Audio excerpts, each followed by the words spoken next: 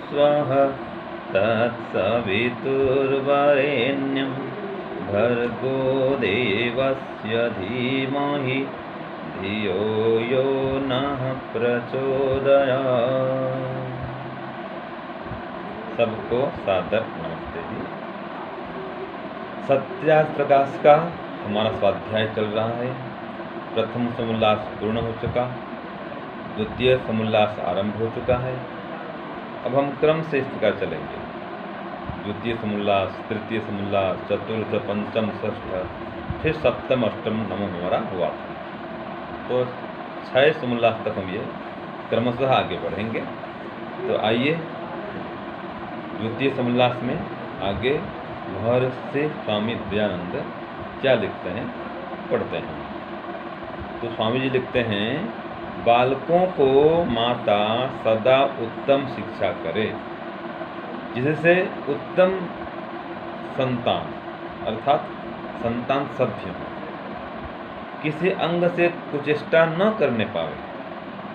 जब बोलने लगें तब उसकी माता बालक की जिह्वा इस प्रकार से कोमल होकर स्पष्ट उच्चारण कर सके, वैसा उपाय करे कि जो जिस वर्ण का स्थान प्रयत्न अर्थात जैसे प इसका ओष्ठ स्थान और स्पृष्ट प्रयत्न दोनों ओष्ठों को मिलाकर बोलना, ह्रस्व, दीर्घ, प्लुत अक्षरों को ठीक ठीक बोल सकना, मधुर, गंभीर, सुंदर स्वर, अक्षर, मात्रा, पद, वाक्य, संहिता, अवसान भिन्न भिन्न श्रवण होवे। जब वह कुछ कुछ बोलने और समझने लगे तब सुंदर वाणी और बड़े छोटे मान्य पिता माता राजा विद्वान आदि से भाषण, उनसे वर्तमान और उनके पास बैठने आदि शिक्षा करें, जिससे कहीं उनका अयोग्य व्यवहार न हो के सर्वत्र प्रतिष्ठा हुआ करे। देखिए, माँ इस प्रकार से बच्चों को सिखाए कि वो ठीक ठीक बोले, विनम्र रहे, मधुरता से बोले, बड़ों का सम्मान करे, सुंदर वाणी बोले। माता पिता, गुरु, राजा, आचार्य, विद्वान इन सब के साथ सम्मानपूर्वक बोलना चाहिए और शुद्ध बोलना चाहिए, व्याकरण से शुद्ध हो।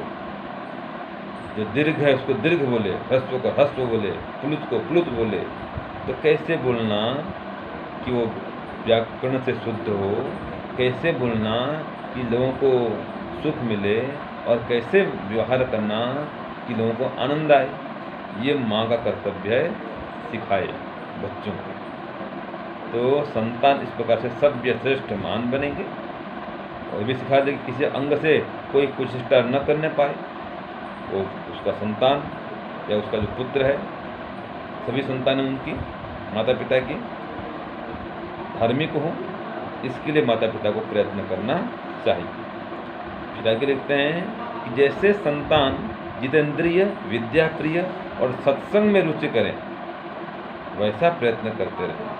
तो संतान को इस प्रकार बनाना है कि वो जितेंद्रिय बने, विद्या प्रिय हो, अर्थात विद्या प्राप्त करने में, कराने में, लिखने पढ़ने में उसकी रुचि हो। ऐसे सत्संग में जाया करे, हवन, सत्संग, भजन, इसके समय निकाले हो, बैठे हवन, सत्संग, भजन के लिए। तो इस प्रकार का संस्कार माँ प्रदान करे। प्रथम गुरु माँ होती है, उसके बाद में पिता का नंबर आता है। इसलिए कहा माता निर्माता हो, प्रथम गुरु माँ है। तो जिस प्रकार सिखाएगी, संतान या उसके बेटे बेटियाँ उस प्रकार सीखेंगी। तो इस प्रकार से माँ का दायित्व बहुत बढ़ जाता है। फिर स्वामी जी लिखते हैं कि व्यर्थ क्रीड़ा, रोदन, हास्य, लड़ाई, हर्ष, शोक, किसी पदार्थ में लोलुपता, ईर्ष्या, द्वेष आदि न करें। तो इस प्रकार सिखाएं माँ अपने बच्चों को कि फालतू गपशप न करें, फालतू क्रीड़ा न करें, खेलकूद में फालतू समय बर्बाद न करें। जितना आवश्यक हो उतना खेले कूदे, ठीक है, जिसमें शरीर का व्यायाम हो। आजकल चल पड़ा है वीडियो गेम खेलना, मोबाइल में दिन रात लगे रहते हैं, ये व्यर्थ क्रीड़ा है, ये इससे हानि होती है। ऐसे रोते रहना दिन भर, छोटी सी बात में रो पड़ना, या बहुत हंसते रहना, आपस में भाई बहन खूब लड़ाई झगड़ा करते हैं, घरों में शांति नहीं रहती है, अशांति फैल जाती है। ये सब नहीं होना चाहिए। ऐसे खाने पीने में और किसी पदार्थ में लोलुप रहना, उनका लोभ बना रहना, तृष्णा बनी रहना, ये सब ठीक नहीं है। ईर्ष्या करना, द्वेष करना, यह हानिकारक है। तो इनकी हानियों को समझाए माता अपने संतानों को कि बेटा ऐसा ऐसा नहीं करना है, ये उचित नहीं है, ये हानिकारक है, ये समझा दे। तो इस प्रकार से जो हानिकारक है उसको समझाए। जैसे कि स्वामी जी और लिखते हैं कि उपस्थ इंद्रिय से स्पर्श और मर्दन से वीर्य की क्षीणता, नपुंसकता होती, और हस्त में दुर्गंध भी होता है, जिससे उसका स्पर्श न करें। सदा सत्य भाषण, शौर्य, धैर्य, प्रसन्न वदन आदि गुणों की प्राप्ति जिस प्रकार हो उस प्रकार कराएं। तो ये माता पिता दोनों का दायित्व होता है कि संतान को बलशाली बनाए, ब्रह्मचारी बनाए। तो किस प्रकार से ब्रह्मचर्य का पालन हो सकता है वो भी सिखा दें, और जिससे ब्रह्मचर्य की हानि होती है शिक्षा दे दें कि ब्रह्मचर्य का नाश न करें, वीर्य का नाश न करें, तो बलवान बन सकते हैं, बुद्धिमान बन सकते हैं, गुणवान हो सकते हैं वो। और साथ में सदाचारी हो, सत्य बोलें, आचरण भी सत्य से ओतप्रोत हो उनका हो, धैर्य रखें, बल, विद्या, बुद्धि, वीर्य से संपन्न होवे, हमेशा प्रसन्न रहे।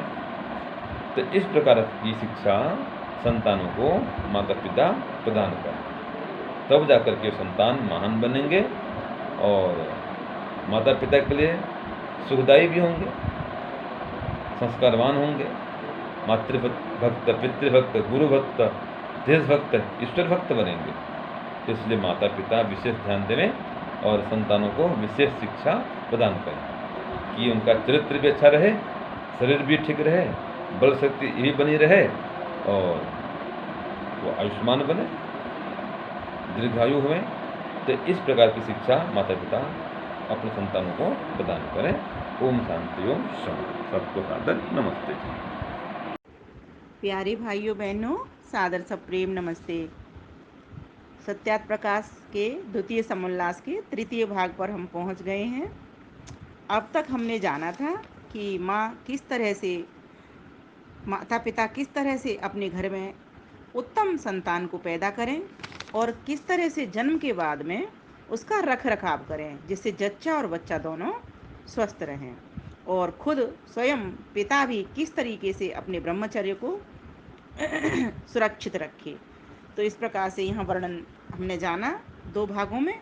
आज तृतीय भाग में हम जानेंगे कि माता निर्माता भवती, अर्थात माँ ही होती है जो बालक की प्रथम गुरु होती है, निर्माण करने वाली होती है। इसीलिए मातृमान शब्द को पितृमान और आचार्यवान से पहले पहले शतपथ ब्राह्मण में रखा गया है। मातृमान, पितृमान, आचार्यवान पुरुषो वेद, इस प्रकार का वचन हमने सर्वप्रथम पढ़ा था प्रथम भाग में। तो यहाँ उसी मातृमान शब्द की व्याख्या हो रही है कि किस प्रकार से बालक माता अपने बालक को उत्तम बना सकती है, किस प्रकार की शिक्षा करे। तो यहाँ बताया गया, अभी स्वामी जी से आप सभी सुन ही रहे थे, तो उन्होंने महर्षि दयानंद सरस्वती की बात को सुनाया कि महर्षि दयानंद सरस्वती की क्या मान्यता है। तो महर्षि दयानंद मानते हैं कि बालक स्पष्ट उच्चारण करे, है ना, शुद्ध बोले, पूरा पूरा माता ध्यान रखे, कभी भी बच्चों से, ध्यान रखने योग्य बात है, तुतला कर नहीं बोला करें। कई बार मैंने देखा है माताएं प्यार प्यार में उससे तोतली बोली बोलती हैं, जैसे उच्चारण माँ करती है वैसा ही बच्चा उच्चारण करता है। क्यों? बालक उस वक्त सीख रहा होता है। सबसे ज़्यादा बालक की जो सीखने की क्षमता होती है वह 1 वर्ष से लेकर के 6 वर्ष तक की होती है। माँ अपने बालक को इस काल में जितनी अच्छी से अच्छी बातें, जितना शुद्ध से शुद्ध उच्चारण सिखा सकती है, उतना कोई और काल नहीं होता। धीरे धीरे करके बालक की क्षमता घटती ही जाती है, उतनी बढ़ती नहीं जितनी प्रथम वर्ष से लेकर के 6 वर्ष तक बढ़ती है। और शरीर जितना 16 वर्ष तक पर अच्छा बनता है, स्वस्थ सुडौल बनता है, उतना आगे उसकी गति नहीं बढ़ती, बढ़ती है पूरे 25-30 वर्ष तक बढ़ता है, वो ऐसा नहीं है। लेकिन जो 16-18 वर्ष तक उसकी लंबाई है, उसका शरीर का सुडौलपन है, उसके अंग प्रत्यंग दृढ़ होने हैं, वो सब उसी उम्र में होते हैं। तो यहाँ पर स्वामी दयानंद सरस्वती कहना चाह रहे हैं कि बालक की माता उसको उच्चारण तो सिखावे भी, अपनी वेदोक्त चीज़ें भी सिखाए, अर्थात अपनी संस्कृति का भी परिचय कराए, और वेदोक्त उसको चाल चलन सिखाए कि राजा के साथ में, विद्वान के साथ में, गुरु के साथ में, सेवक के साथ में, बहन के साथ में, माता के साथ में, प्रजा के साथ में, अतिथि के साथ में, विद्वान के साथ में कैसा व्यवहार हो, किस तरह से तुम्हें बात करनी है उनके सामने। तीसरी बात, किसी के भी बहकावे में नहीं आना, बाह्य व्यक्ति के जो अवैधिक बातें करते हैं, विद्या के विरुद्ध बातें करते हैं, ऐसे लोगों के बहकावे में नहीं आना, ऐसा भी उपदेश माता बालक को करती रहे। तो मैंने इसका पूरे का एक भजन बना दिया। कैसे हो संतान सुशिक्षित, माँ बालक को समझाए। कैसे हो संतान सुशिक्षित, माँ बालक को समझाए। शुद्ध स्पष्ट सटीक उच्चारण युक्त व्यवहार ही सिखलाए। रखे ध्यान हर क्रिया पे उसकी, उठना बैठना या चलना। कैसे किससे वार्ता करनी, कैसे बड़े सम्मुख झुकना। जैसा व्यक्ति वैसा हो उससे यथा योग्य व्यवहार कराए। कैसे हो संतान सुशिक्षित, माँ बालक को समझाए। शुद्ध स्पष्ट सटीक उच्चारण युक्त व्यवहार ही सिखलाए। करे जितेंद्रिय विद्यावान, सत्संग में रुचि भी करवाए। नित्य साथ में यज्ञादि में अपने संग में बैठाए। नित्य साथ में सत्संग आदि में अपने संग में बैठाए। दूर रखे झगड़े फसाद हर, ना लोभ द्वेष आने पाए। कैसे हो संतान सुशिक्षित, माँ बालक को समझाए। शुद्ध स्पष्ट सटीक उच्चारण युक्त व्यवहार ही सिखलाए। और आगे बात कही, आजकल क्या होता है, छोटी सी आयु से ही जब बालक को थोड़ा सा उभार आता है शरीर में, तो वो नई नई चीज़ें सीख रहा होता है, कुछ उसका मन भटक रहा होता है उधर, तो वह व्यभिचार में पड़ जाता है, और जो कुकर्म उसको नहीं करने चाहिए उनमें भी वो दक्ष हो जाता है। यदि माता बालक के ऊपर ध्यान दे, जैसे बेटी के ऊपर ध्यान देती है, ऐसे बेटों के ऊपर भी ध्यान दे, उसे सदाचार का पाठ पढ़ाए, तो वो अपनी युवा अवस्था को सुरक्षित रख सकता है। इसीलिए यहाँ महर्षि दयानंद सरस्वती कहते हैं, हर व्यवचार से दूर रखे, सदाचार का पाठ पढ़ाती रहे। हर व्यभिचार से दूर रहे, सदाचार का पाठ पढ़ाती रहे। करे सदा यौवन की सुरक्षा, ब्रह्मचर्य पाठ पढ़ाती रहे। करे सदा यौवन की सुरक्षा, ब्रह्मचर्य बात बताती रहे। सदा सत्य भाषण असुरता, धैर्य आदि गुण समझाए। कैसे हो संतान सुशिक्षित, माँ बालक को समझाए। शुद्ध स्पष्ट सटीक उच्चारण युक्त व्यवहार ही सिखलाए। आपको आश्चर्य होगा, मुझे अपना तो नहीं पता, लेकिन मैं अपनी बेटियों के बारे में बता सकती हूँ, कभी नहीं तुतलाई वो। बचपन में भी जो उनको सेंटेंस बोला जाता था, जो वाक्य हम बोलते थे, वही वाक्य वो दोहराती थी। क्योंकि प्यार भी ऐसा करो ना जिसमें सुधार बना रहे बालक का, जिसमें बिगड़ न जाए। तो बालक को प्यार करिए, प्यार करना मना नहीं है, वात्सल्य भाव उमड़ाइए पूरी तरीके से, लेकिन ऐसा भी ध्यान रखना है कि बालक कोई गलत ना बोल पाए, क्योंकि हमारी वाणी श्रुति की वाणी है, परमात्मा ने दी हुई वाणी है, इस वाणी को हमें पवित्र रखना है। पवित्र के साथ साथ शुद्ध बनाए रखना है, क्योंकि ईश्वर शुद्ध वाणी में ही अपनी वाणी को देता है हमको, वेद का ज्ञान देता है। तो बालक को तो हमें जिब्बा पर सरस्वती बिठानी है ना, तो इसीलिए उसको कभी भी तोतला बोल बोल करके ना सिखाएं।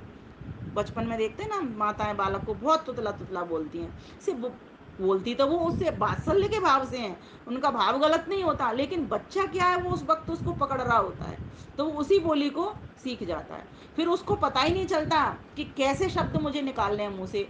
और दूसरी बात, महर्षि दयानंद सरस्वती ने तो कितनी सुंदर बात लिखी है कि किस किस अक्षर का कौन कौन सा स्थान होता है। जब माँ को ये समझ होगी तभी तो माँ बालक को पढ़ाएगी, तो माँ पहले तो अपना ही देख ले।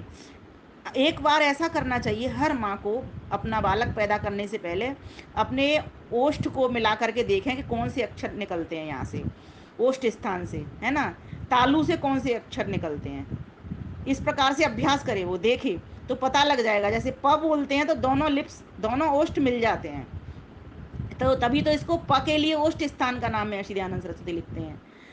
ठीक है, दोनों ओष्ठों को मिला करके बोलना, पवन, पवन। कई बच्चों पे पवन नहीं बोलना था, यवन बोल देते हैं। कई लोगों पे लल्लू लाला ऐसे नहीं बोलना था, या बोल देते हैं उसको।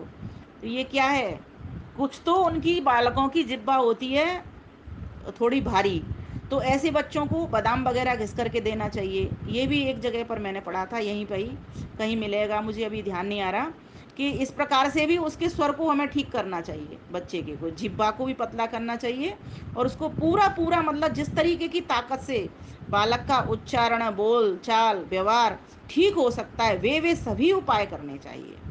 क्योंकि मधुर, गंभीर, सुस्वर, अक्षर, मात्रा, पद, वाक्य, संहिता, अवसान, भिन्न भिन्न श्रवण, तभी तो पता लगेगी ये बालक क्या कहना चाह रहा है, क्या बोल रहा है।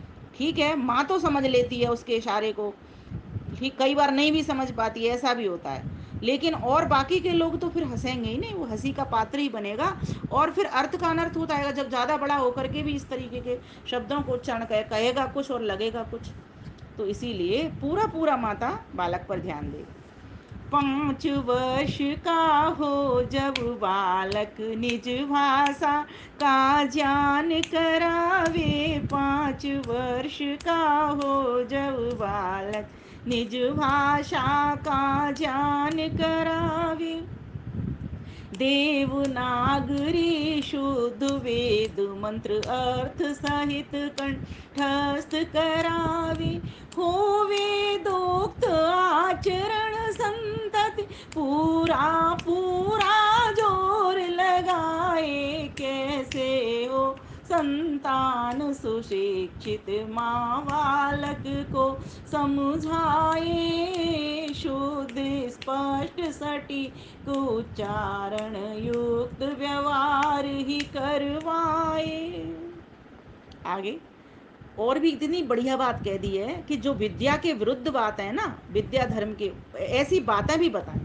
मतलब हमें वेद कहता है ना, क्या क्या क्या क्या कहता है, विद्या को भी जानो अविद्या को भी जानो, यस्तद वेदो भयम स, विद्याम च यस्तद वेदो भयम स, दोनों को जानना बहुत जरूरी है। जब तक आप अविद्या को नहीं जानोगे तो आपको ये कैसे पता लगा ये चीज अविद्या है, यहाँ पर यह विद्या है, और विद्या को नहीं जानोगे तो ये कैसे पता चलेगी कि ये विद्या है। तो इसीलिए विद्या और अविद्या दोनों को जानो, जिससे अविद्या को छोड़ सकें और विद्या को ग्रहण कर सकें।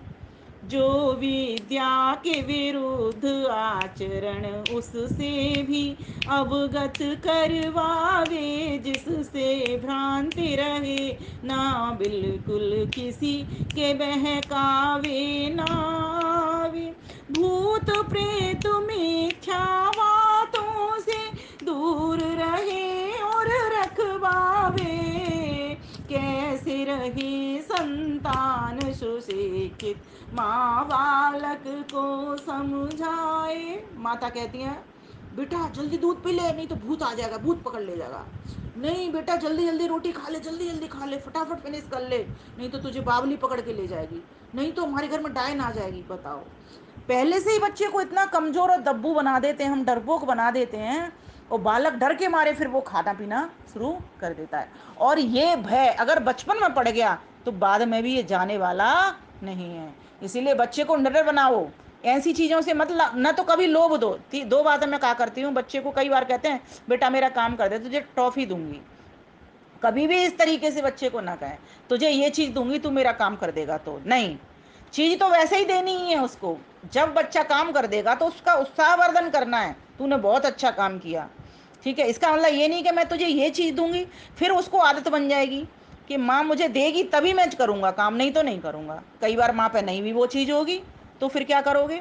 इसीलिए कहा गया कि बालक को माता ऐसी ट्रेनिंग दे, तो वही बालक को माता दे सकती है, वही माता बालक को ट्रेनिंग दे सकती है इतनी अच्छी, जो स्वयं वेदोक्त है, जो स्वयं इन धार्मिक ग्रंथों के पास बैठती है। इसीलिए तो कहा गया गर्भाधान संस्कार से पहले भी माता ग्रंथों के पास बैठे, और गर्भाधान के समय भी पूरे समय रहे, और गर्भाधान के बाद में भी संतान संबंधी ग्रंथों को पढ़ा करे। जहाँ जहाँ संतान के लिए शिक्षा लिखी हुई है ऐसे ग्रंथों का पाठ पढ़े, और संतानों को भी महान पुरुषों की जीवनी सिखाया करे।